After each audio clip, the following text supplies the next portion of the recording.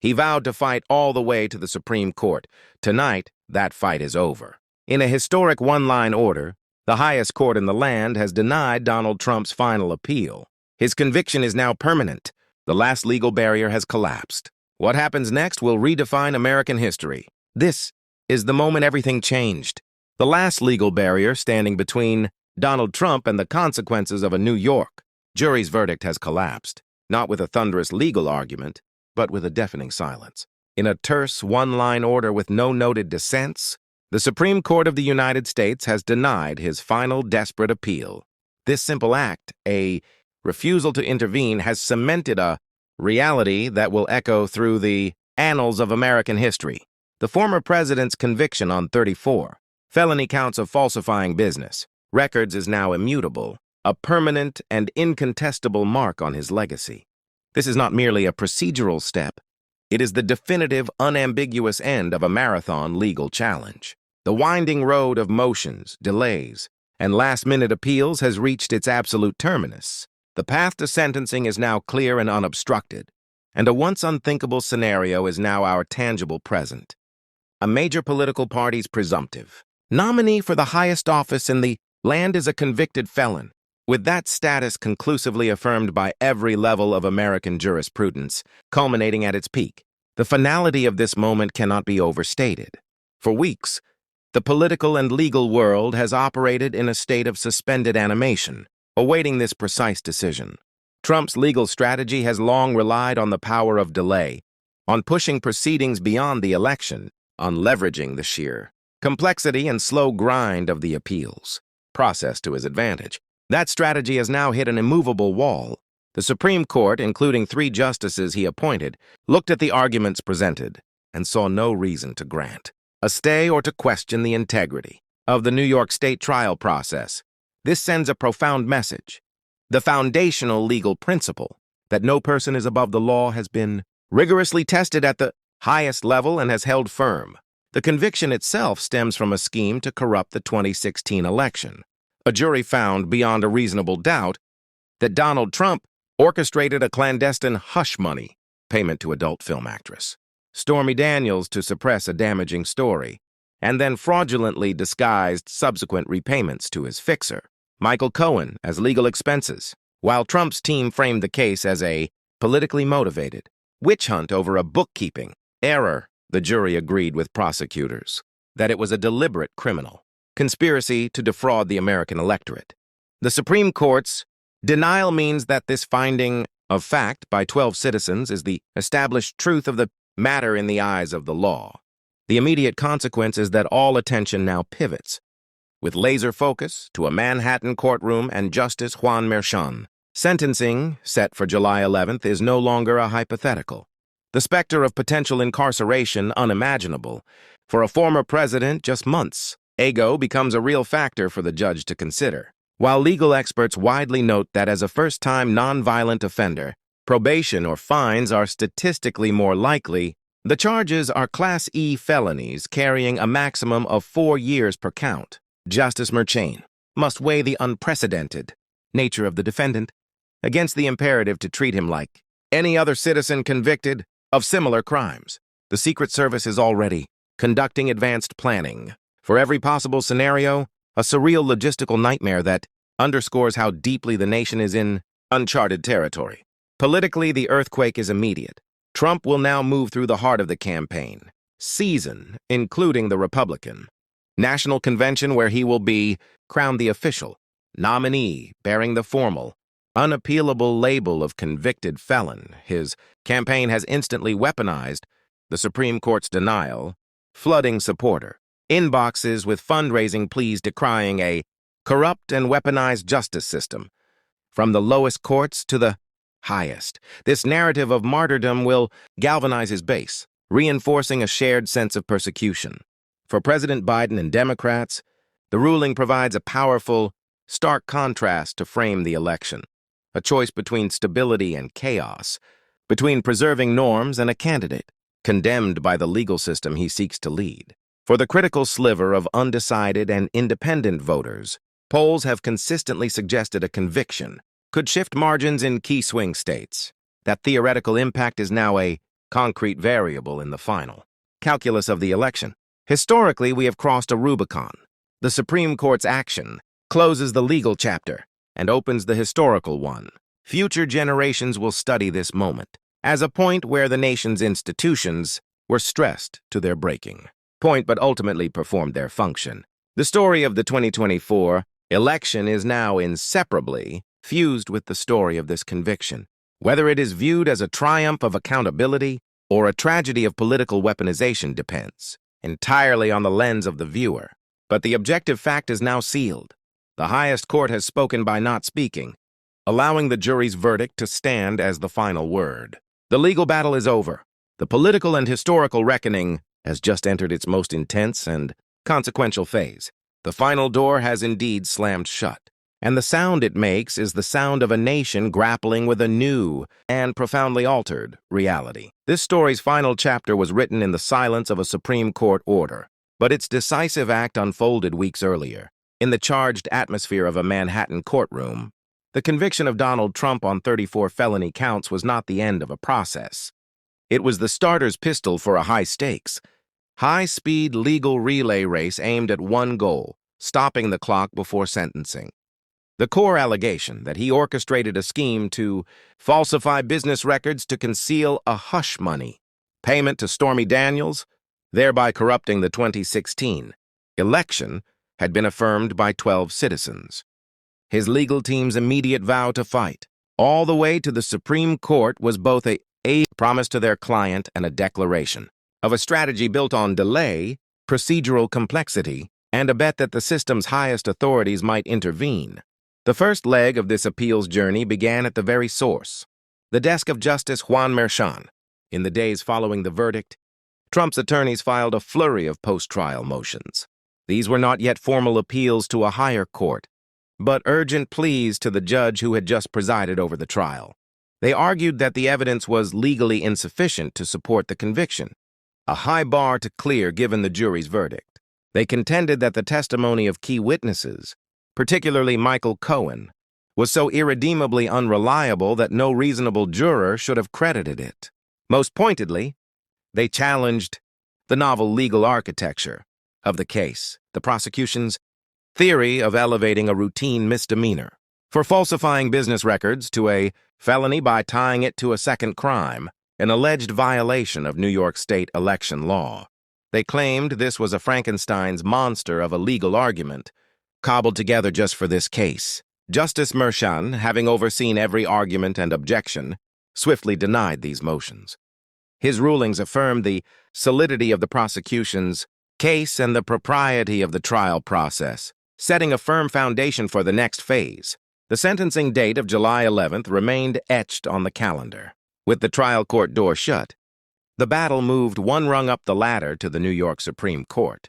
Appellate Division, First Judicial Department. This is where the strategy shifted from arguing the facts to challenging the law itself, and where the real urgency crystallized.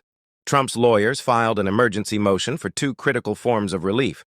First, to overturn the conviction based on the claimed legal errors, and second, arguably more important, to stay or postpone the sentencing hearing indefinitely. This second ask was the tactical heart of the effort. Delaying sentencing past the November election would fundamentally alter the political landscape, potentially rendering the legal outcome moot in the eyes of the public. The appeals court panel, a group of 5 judges, did not linger. In a concise order, they denied the emergency application. The lack of a written opinion was standard for such an interim request, but its meaning was thunderous. New York's appellate judiciary saw no glaring injustice requiring an emergency halt.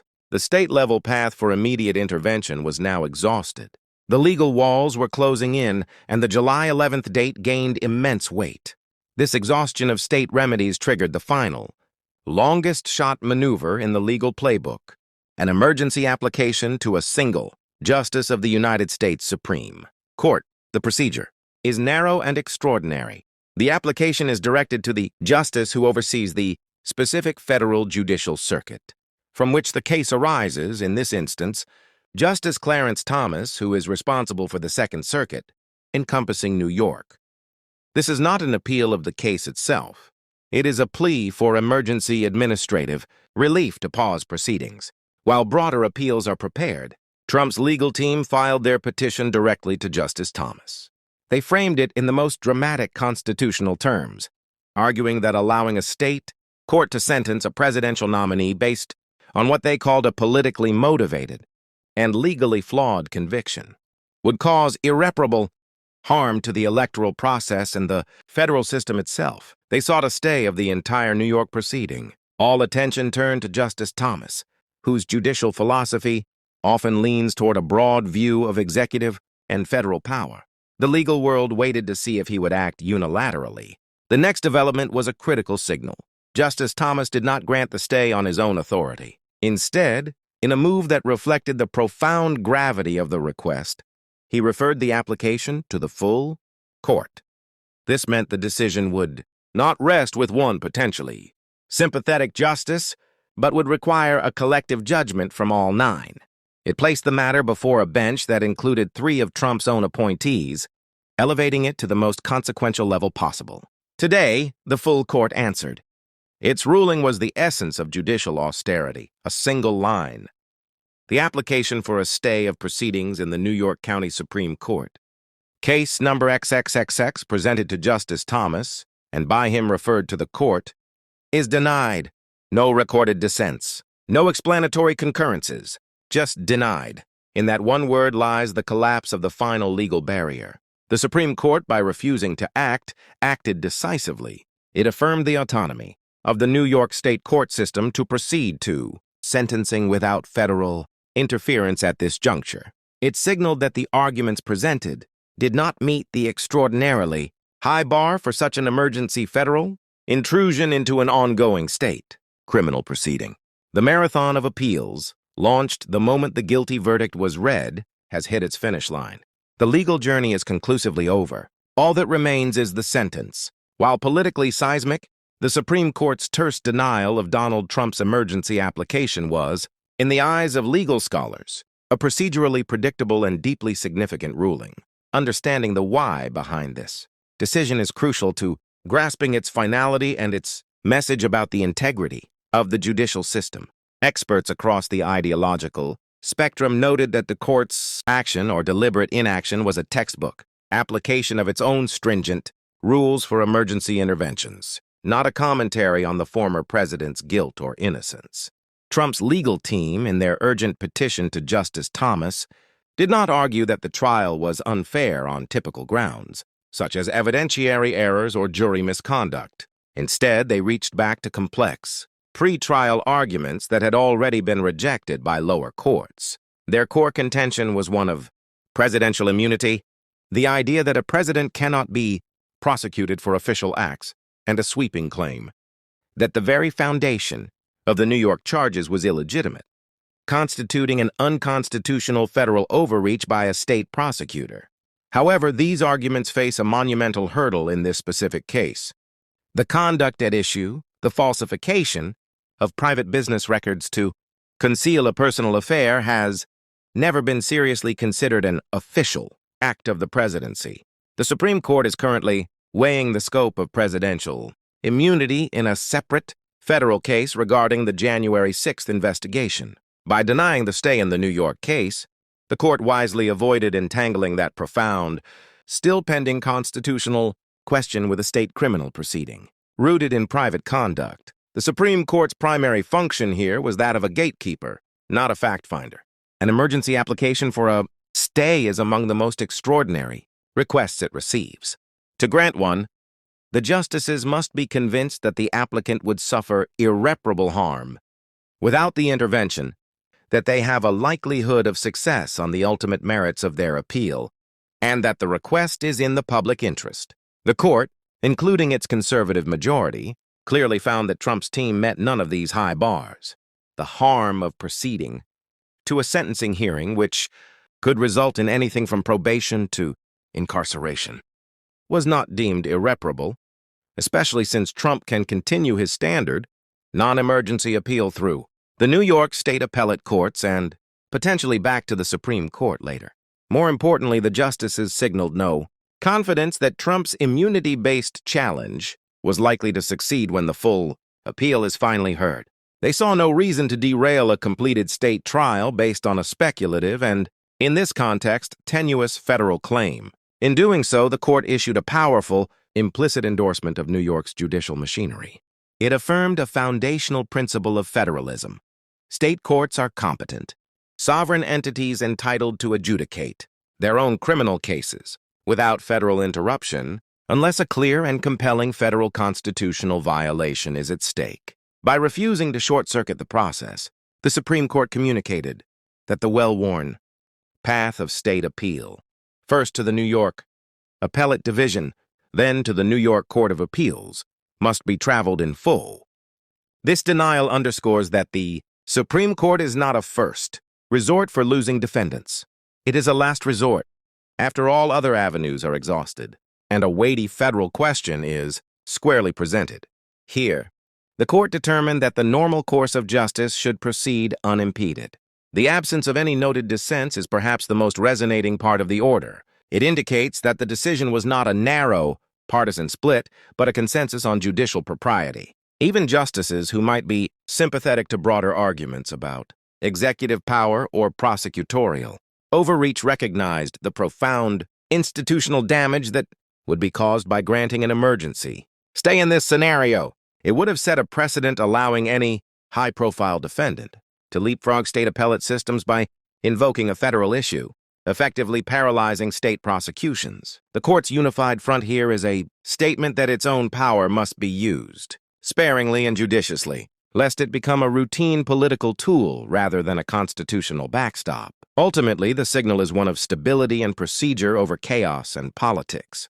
The Supreme Court, often a battleground for Trump's legal fights, this time became the final arbiter of his defeat precisely by choosing not to fight. It placed its institutional legitimacy above the political maelstrom, affirming that not every controversial case presents a constitutional crisis, demanding its emergency intervention.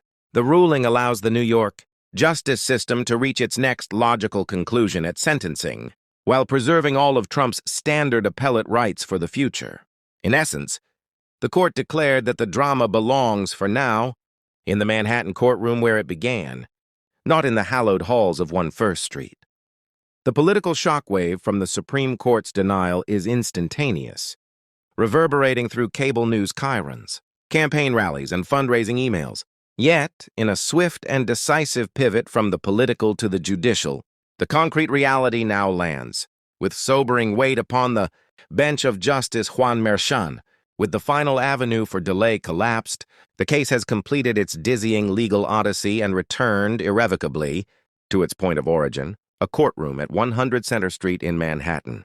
All eyes now turn to the sentencing hearing scheduled for July 11th, a date that now pulses with historic consequence. Positioned just days before the Republican National Convention is set to anoint the convicted felon as its official presidential nominee. The surreal juxtaposition is itself a defining feature of this moment. 1 week, a sentencing hearing. The next, a coronation. The nation now holds its breath for that hearing, understanding that Justice Merchan holds a unique and unenviable power.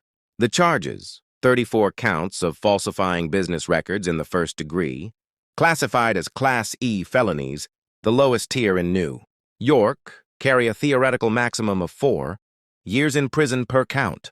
However, the law grants the judge immense discretion, and the spectrum of possible outcomes is broad. Legal observers and former prosecutors widely note that for a 78-year-old defendant with no prior criminal record, convicted of nonviolent crimes, a sentence of probation, coupled with fines and perhaps community service, falls well within standard judicial practice. New York's sentencing guidelines are complex and not mandatory, but they emphasize rehabilitation over incarceration for such offenses. Yet, to view this through a standard lens is impossible.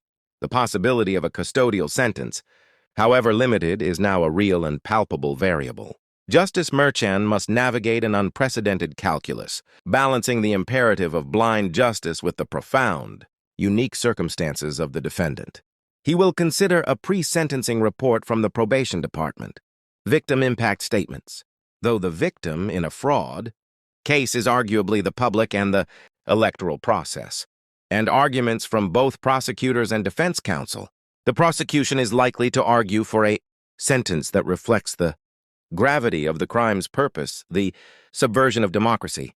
They will contend that this was not a mere paperwork error, but a deliberate, election-corrupting scheme executed by a man who wielded immense power, and that the need for deterrence, both for this defendant and for any other powerful individual, is paramount.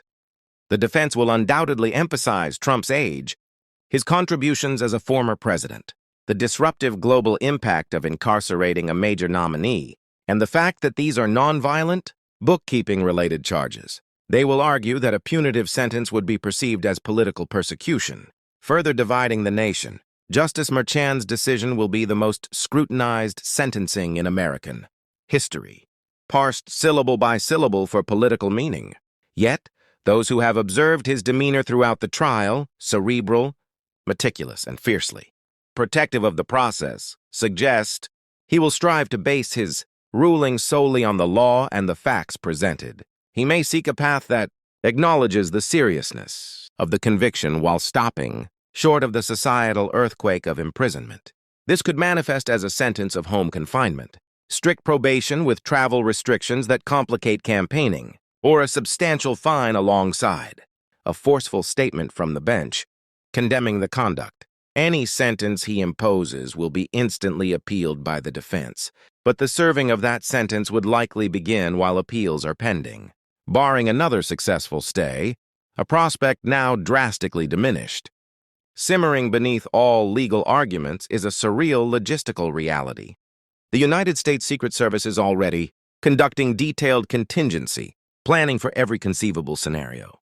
The prospect of incarcerating a former president, who is also a protectee, presents a security nightmare with no precedent. Would house arrest at Trump Tower or Mar-a-Lago be feasible? How would protective details function within a correctional facility? These are not speculative questions but active, urgent planning challenges, a stark, operational reminder of how deeply the nation is in uncharted territory. This logistical burden may, implicitly, weigh on the court's considerations, not as a legal factor, but as a pragmatic acknowledgement of the reality the verdict has created. Ultimately, the sentencing on July 11th represents the true culmination of the jury's verdict.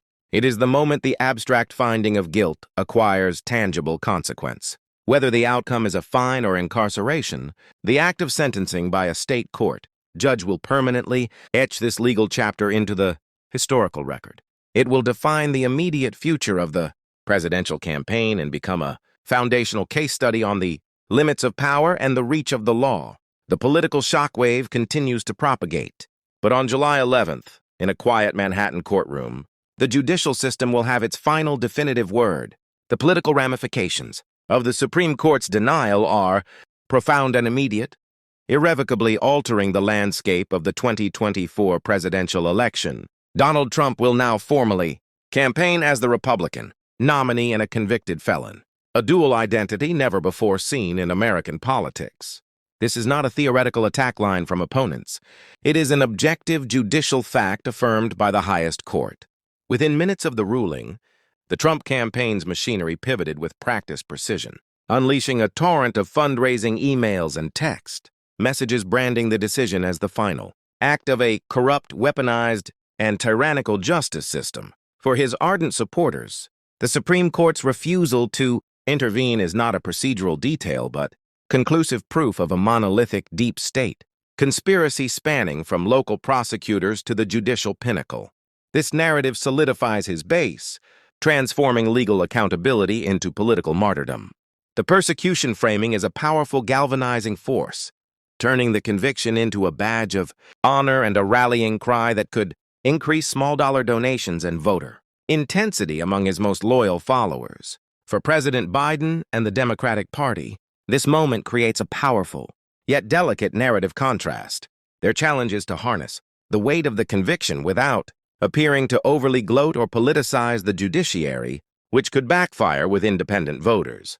The emerging theme frames the election as a fundamental choice between a president committed to preserving norms, institutions, and the rule of law, and a challenger who has been condemned by those very institutions. Expect to see a calibrated emphasis on respect for the verdict, and no one is above the law, while subtly underscoring the chaos and unprecedented drama that follows Trump. The Democratic strategy will aim to keep the focus on Trump's character and documented legal troubles, rather than their own policies, betting that for the crucial sliver of persuadable voters, stability will trump spectacle. The sentencing hearing on July 11th, just before the GOP convention, offers a stark, planned by the court's juxtaposition that Democrats will highlight relentlessly. The true electoral battlefield, however, lies with the small but decisive segment of undecided, independent and low-propensity voters. For them, the conviction is no longer a hypothetical what if from a campaign ad.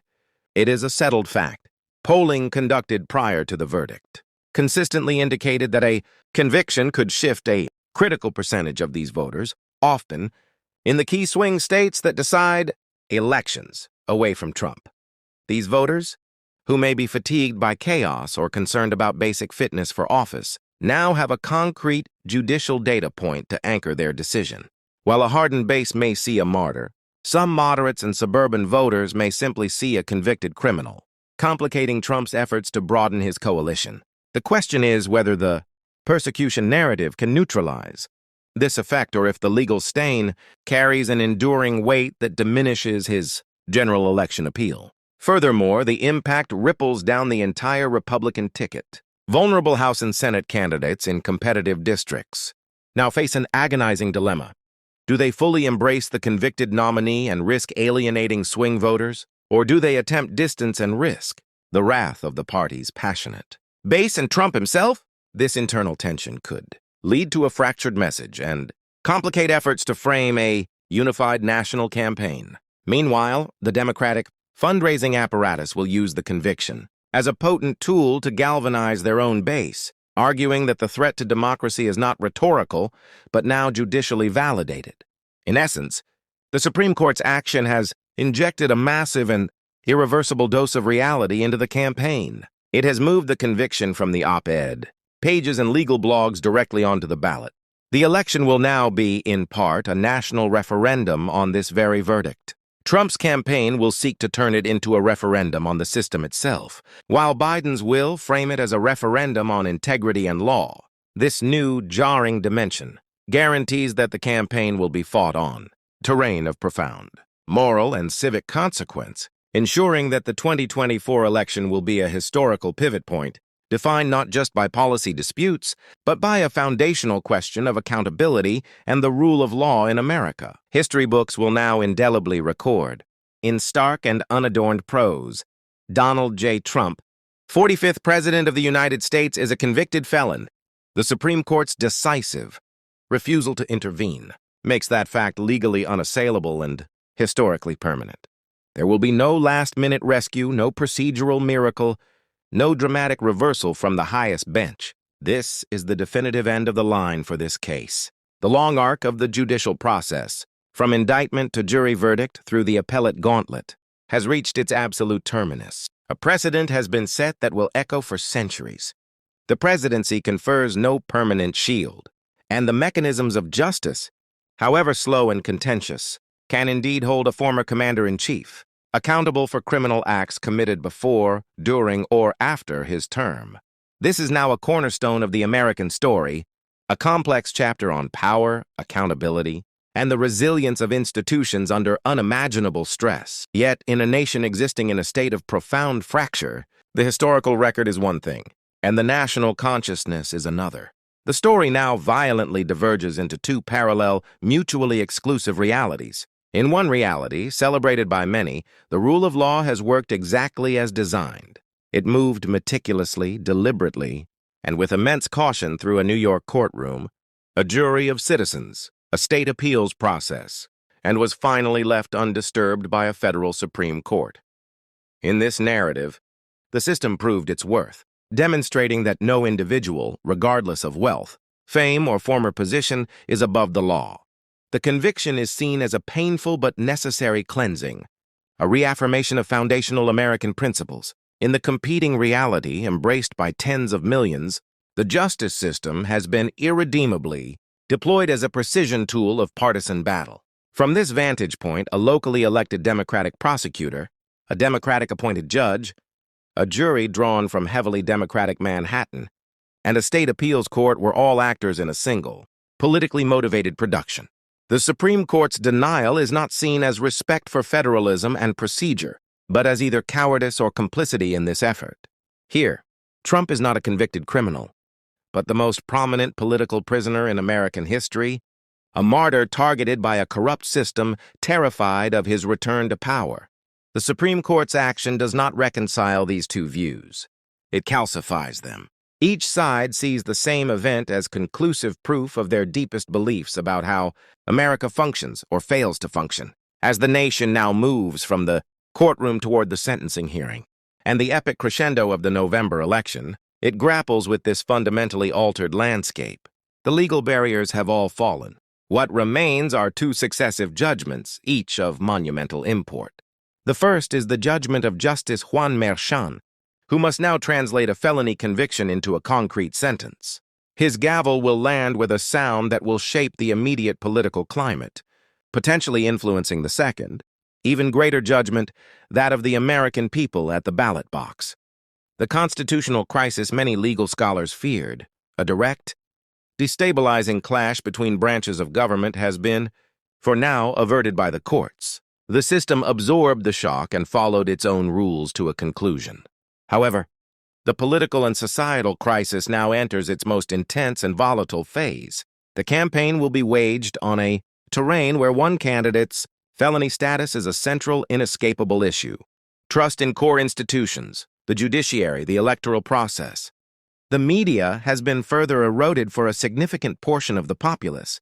The loser's consent, vital to a healthy democracy, faces its sternest test. The story of the conviction is closed, but the story of its consequences is just beginning to unfold.